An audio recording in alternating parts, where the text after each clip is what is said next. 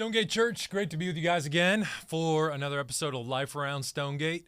There's a lot happening around Stonegate, and we have a lot I want to talk about today, but mainly what I want to do is spend a little bit of time getting to know one of my favorite friends, one of my favorite people, and someone I've gotten to call a friend for as long as I've been at Stonegate now, about 7 years, Mr. Rodney Hobbs, the one and only. Yeah. So here he is with us today. Yeah. And I want to spend some time actually talking with him so we can all get to know him a little bit better. I know in our group on Facebook, there's so many folks that are new around Stonegate, checking out our church, and just what a great opportunity for us just to chat and hear a little bit more about Rodney's story and where he came from, what the Lord's doing in his life. So actually, let me just jump in by asking you this. We're doing The Promise right now. Yeah. I'm just kind of curious, when you're thinking about that sermon series, what's the Lord doing in your life around that? How do we arrive at that? Why are we in this sermon series? Mm-hmm.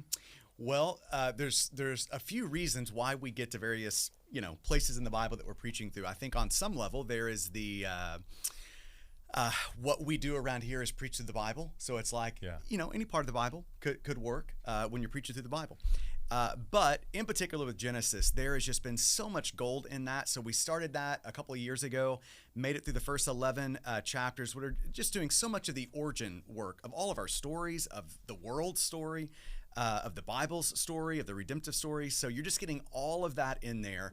And so here we are now to the kind of the second section of Genesis, where we are getting to think about together what it looks like to live by faith. Yeah. We're getting Abraham and just the story of his life, which just has that theme so embedded into it. What does it look like for the Lord to grow you from that weak faith to that growing faith, all the way into a man of great faith like Abraham? Yeah. And that's not a linear sort of just up and to the right story. No, it's not. It is up and down and every which way. So anytime we can think about that together as a church family, it just feels like such a win to be able to do that. And even more than we're thinking about Abraham, really what Genesis is doing is helping us think about a God who makes promises and then keeps promises. Yeah. And the core of all of our lives is learning how to trust a God who does that in our lives, who makes promises to us and then keeps those promises that we in our flesh are just so suspicious of and wondering, is he going to keep all the things that through? Yeah.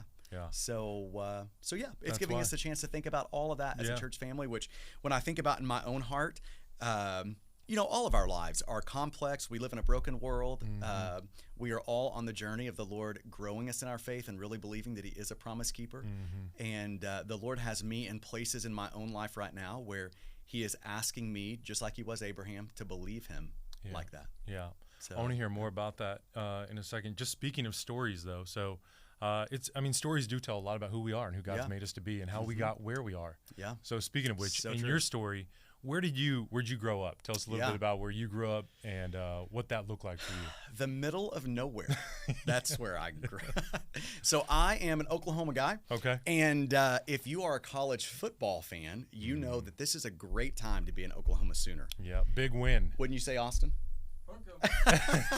Austin over here is a UT guy, and it was a painful weekend for him. Yeah. But it was a wonderful weekend for all of the Sooner fans. That was a tough one for Austin. So, I grew up in a small town, a town of 5,500 people. Mm-hmm. There is a neighborhood coming in across the street from Stonegate that's going to be bigger than my hometown. In your hometown. Yep. So a very small kind of rural area in Oklahoma. So thankful for so much of my upbringing, though. Grew up in a small church, a couple hundred people.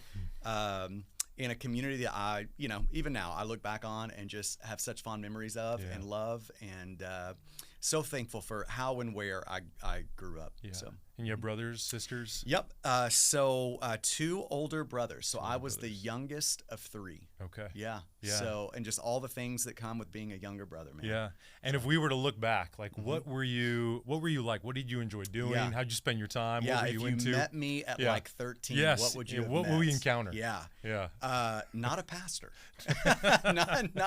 not a pastor. That's a whole other story on the Lord's work and bringing all that about. But so if you would have found me at 13, I would have really enjoyed hanging with my friends.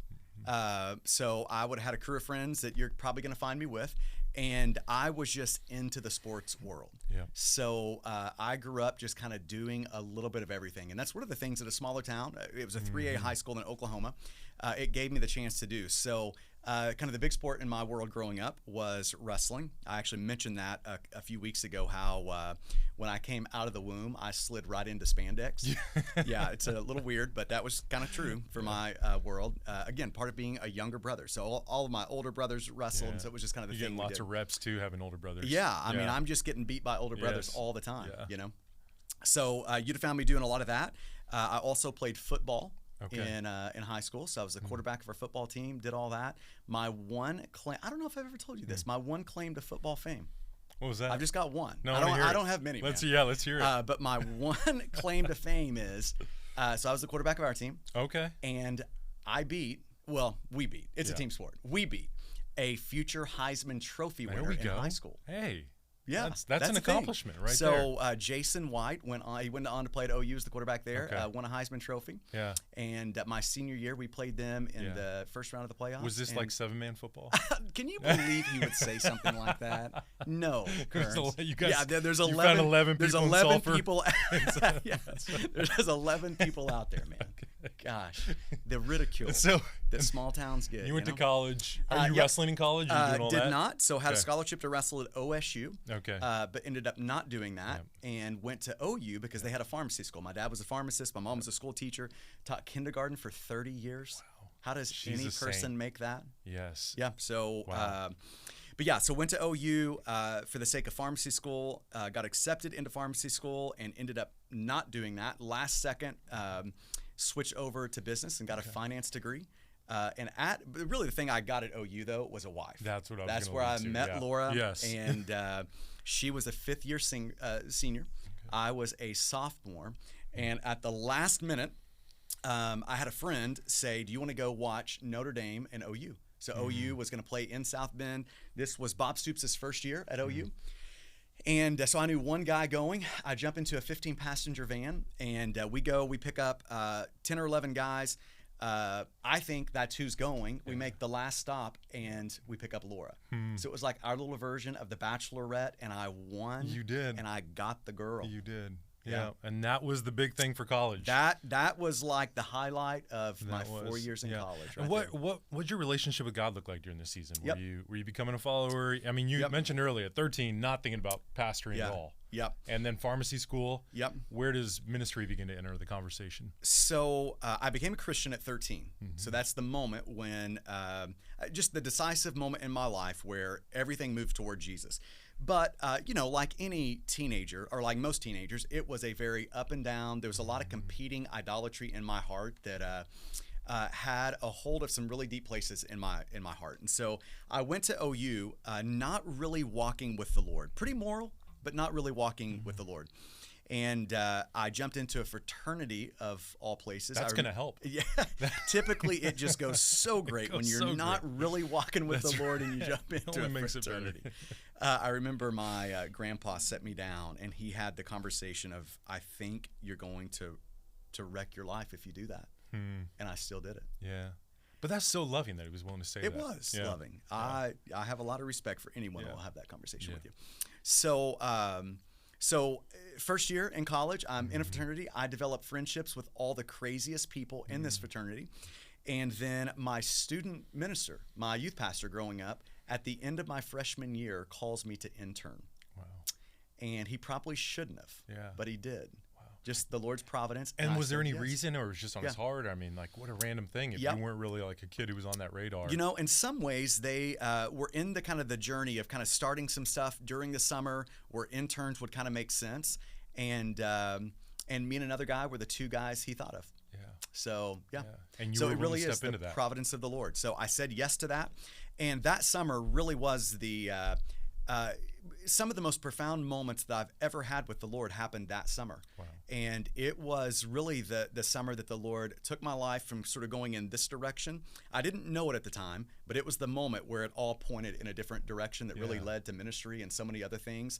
The origins of that happened in that one summer of interning. Yeah. It's one of the reasons why I love that we get to have interns around here. Amen. Yeah. Because the Lord uses environments like this to plant in people a love for Him, a love for His church, how these two things are going to go together, their lives and the church. So I love that we get to have a lot of interns. I think that's such a great note. I think an internship affords someone the opportunity to learn more about who they are. Yeah. And also who the Lord is, and to sometimes awaken those affections, like what you're saying. Like all of a sudden your affections get awakened. That's right. And even, I mean, you think you're going toward pharmacy school and doing that, and then affections get awakened in a new direction, and who knows the trajectory that reshapes for you. That's right.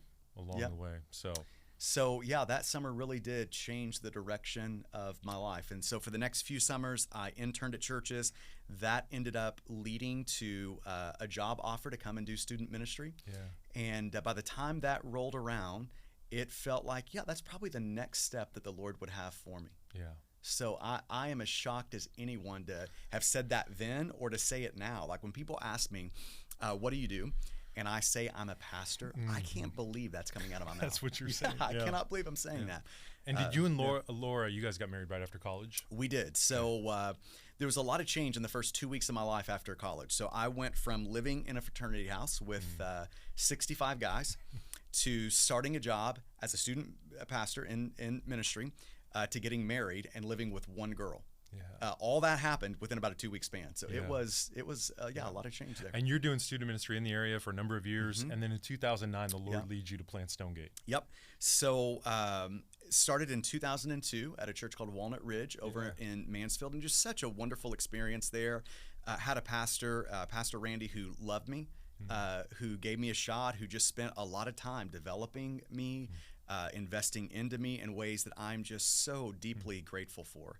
When I look back on those 7 years at Walnut Ridge, it was the place where I just sort of cut my teeth in ministry, learned what it looked like to preach. And, anybody who's learning how to preach is going to have a lot of lows in that learning journey. It's a humbling process. Yeah, it's like if those sermons were out there in the world somewhere, I would be horrified because there was a lot of bad ones in there. And but the Lord just gave me a really safe place to learn and to grow, which is really what any person needs to grow up in ministry. They need a safe place to do that, and it was a place like that. So I had 7 years to do a lot of that work, and that culminated with Randy asking me if I wanted to plant a church in Midlothian. Yeah, and you said, "Where's Midlothian? Where is Midlothian? Could you tell me where that is again?" And Midlothian was just like 15 minutes down the road. So, that began the whole story of a church starting in Midlothian that we got to be a part of. And so it's been 14 years. And so 14 years of Stonegate. And I mean, church planting, it never exactly, you can have all sorts of things in vision that you're thinking about. But 14 years ago, what were some of those hopes and dreams? I mean, it's turned out, incredible. The Lord's been incredibly gracious and kind to Stonegate and blessed this church immensely. But what was in your heart and mind 14 years ago? You bet. Well, it's funny, whenever you're starting a thing, most of the time the Lord just gives you a sense of what might be a few steps out in front of you. So it was hard to imagine 14 years ago what Stonegate has become and just all the miracles that have gone into making that. When you're 20 people in a living room, when you walk into Stonegate now, it feels very unlikely that this would be the story 14 years later. But if I'm just thinking back to in that living room, what are we hoping for? We wanted to have a church that loved and enjoyed the person of Jesus. We wanted a spiritually vibrant church, a church that cares about lost people, a church that wants people to grow up in Jesus and become mature in Him, that really is committed to making disciples. We wanted a church like that, a church that would be really others-centered, that wanted to see other churches planted. And, there is a key moment in every pastor's life where he has to decide, am I going to be about my kingdom or the kingdom? And you can get into empire building really quickly as a pastor. And, from the get-go, I think the Lord put it in our heart to be a place that wants to see the kingdom of God grow and expand, even if that comes at the expense of ours. And so, when I think about the long-term trajectory of Stonegate, if in 30 years from now, Stonegate ceases to be and no one has ever heard again the name Stonegate, if there were a few hundred churches that were going and thriving and just doing great, that would be an amazing. I would take that trade. Yeah. And speaking of growth, your family also grew here at Stonegate. Yes, it did. So that's your kids. Mm-hmm. You got 3 kids. Yep, we got 3 kiddos. Yeah. So Hannah was born the year before we started. Okay. Caleb was born. So we started in August. Caleb was born in November of 2009. So he's really the kiddo that we get to mark Stonegate's age by, because their birthdays are just a couple of months apart. Yeah. And you know, the longer you kind of live, the harder it is to keep time. Yeah. And so our kids really have become the marker of time. So I'm just watching our kids, and I can consistently have that feeling of them being that big means I'm getting that old, and which is a scary thought. So and then we have Eva, who is our youngest, and just 3 kiddos that we have just so enjoyed. Love. One of the greatest joys of my life is being a dad. I just can't believe you're a the good Lord's dad too. I love watching with that. your kids. Yeah. You're a good dad, man. It really is one of the things that I am just most thankful for in this season of life, that I get to do that. And you guys are kind of a tennis family. So you love tennis. That's how you spend a lot of your free time. You know, yeah, that's kind of your thing. It has sort of, and this is another one of those unexpected twists and turns of life. Yeah. That it has become kind of one of our things. So. I've always kind of been around tennis and admired it and enjoyed it. Yeah. And I've always enjoyed watching it. And for my 40th birthday, Laura took me to the U.S. Open. And I'm a weird hobby guy. So I come back from that, and I'm like, you know what I want to do is get really good at tennis. Yeah. And I didn't know how hard that was to do at the time. But that's kind of the thing that got planted in me. And so I jump in, and then soon thereafter, our kids jump in with me, and there is no telling how many hours over the last 4 years now that we have spent on a tennis court together. And great memories too. Amazing memories. It'll be some that when I look back over my life, some of these years and those hours will be, I think, some of my favorite. Well, and it seems like a more sustainable habit than or hobby than when I met you and you were beekeeping. So that was your hobby. Hopefully I won't die playing tennis. You're not going to get allergic and swell up and die. Yeah. So funny story. If you, by the way, bees are amazing. They are amazing. Bees are amazing. You just don't need to keep them. Let's just take the honey at the store and go home. So Ryan is like throwing all sorts of jabs at me right now. But the quick story of this is I started beekeeping. I loved it. Caleb the other day, I bought a bee suit for him. And he'd come out there with me every now and then, and he told me the other day, he's like, Dad, I always hated it when I did that with you. Why are we playing with bees? I'm a kid and I know not to do this. I hate every moment of it. So, but I got an inverse sensitivity. So, I stung many times over the course of life, and it all goes okay. And then I'm like, well, it's never done that before. It wasn't a huge deal, but it's like my forearm is bigger than it ought to be right now. And then I got stung again, and I'm a whelp from like my neck down to my knees. It was bad. So I don't know if I'm going to survive the next bee sting or not. That's like the running debate around we'll find here. Out. And I've been given EpiPens to make sure I survive it. Yeah. But I'd never carry an EpiPen. And so Jimmy always gives me a hard time that if I die from a bee sting, he will never forgive me for this. It is pretty unforgivable. Yeah. I kind of just have the logic going that someone around me is going to have an EpiPen. Yeah, especially on this staff.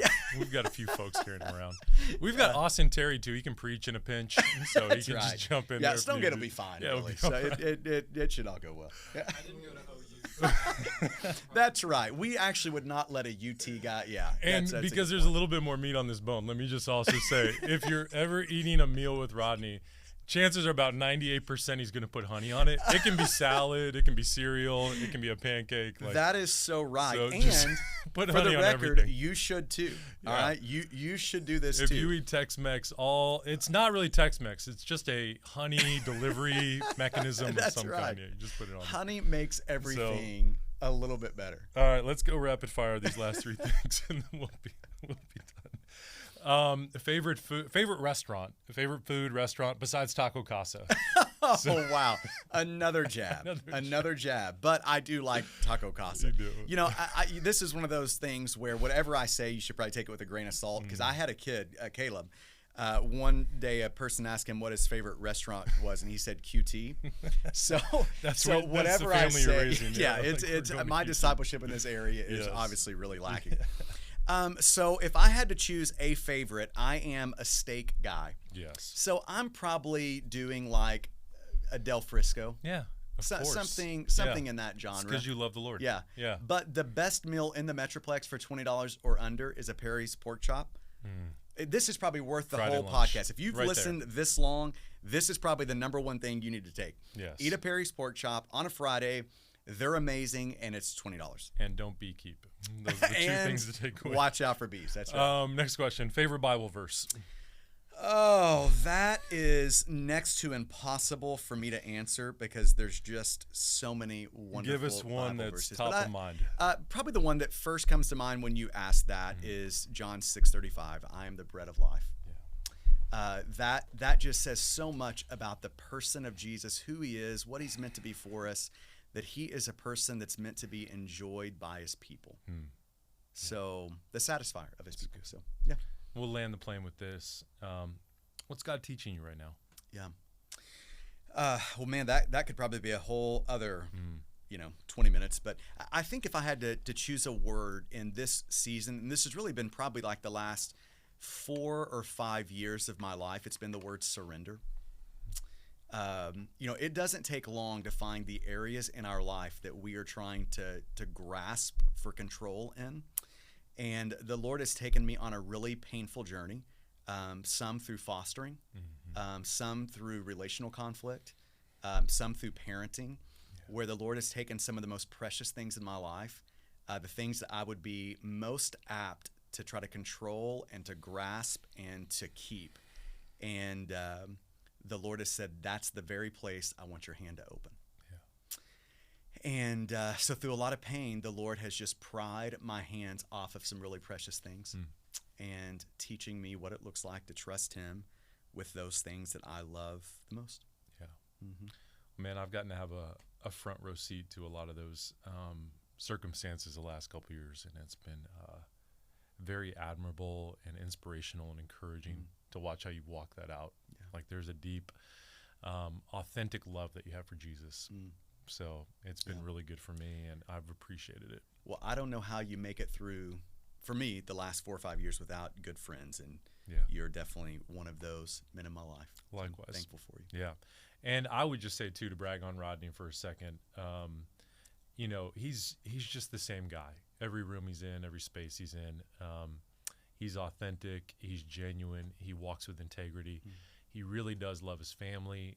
You love the Lord, and you love people. So you're a very just easy man to follow and look up to and appreciate. So really respect you and thankful for you, man. Yeah, vice versa, man. So, thank you for that. Well, Stonegate, we love you guys. Yep. And as I always say, if there's anything you need, feel free. If you're watching this on Facebook, just put a comment. We'd love to pray for you, help you in any way we can. If you're listening to this, just email us or reach out. We're here to be your church. We want to love you, care for you, serve you, pray for you in any way that we can. We really do want to be a family. And so thanks for tuning in, and we'll catch you guys on the next episode. Yep.